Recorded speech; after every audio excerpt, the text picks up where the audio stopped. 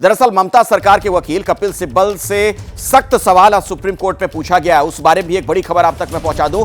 Supreme court के सवालों के आगे कई बार ऐसा लगा कि कपिल सिब्बल बेबस हो गए थे। यूडी केस की टाइमिंग को लेकर सिब्बल से सवाल जवाब हुआ। पीएम से पहले यानी पोस्टमार्टम से पहले यूडी केस दर्ज करने पर सुप्रीम कोर्ट नाराज हो गया।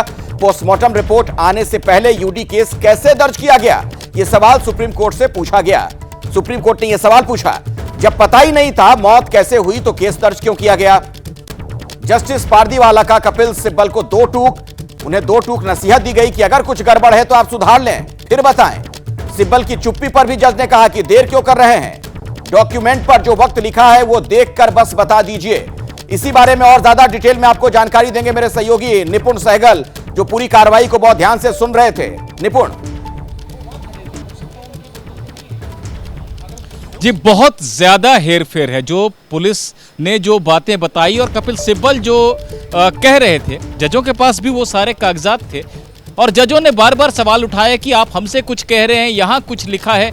आखिर कपिल सिब्बल भी कई बार जो है अटकते हुए नजर आए, जो कि आमतौर पर देखने को नहीं मिलता है। धारा प्रवाह बोलते हैं कोर्ट में और एक समा बांध देते हैं।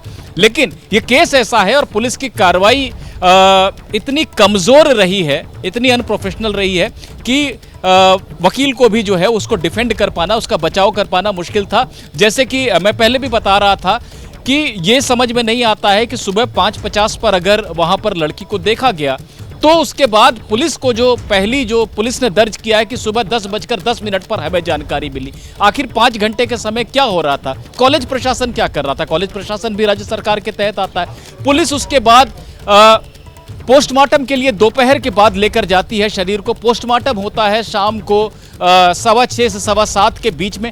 उसके बाद आकर घटना स्थल को सील किया जाता है, प्रोटेक्ट किया जाता है। ये एक लंबा समय है। अननेचुरल डेथ की पहले रिपोर्ट लिख देते हैं, उसके बाद 11:15 बजे रात को 11:45 रात पर पिता की शिकायत पर मर्डर का केस दर्ज करते हैं। यानी 16-17 घंटे का समय बिल्कुल व्यर्थ गया है और उस दौरान केस का कहां से कहां जा सकता है ये समझा जा सकता है। बिल्कुल सही आप कह रहे हैं। जो शुरुआती घंटे होते हैं किसी भी तफ्तीश के लिहाज से बहुत महत्वपूर्ण होते हैं, साक्ष्यों के लिहाज से, कड़ियों को जोड़ने के लिहाज से। तो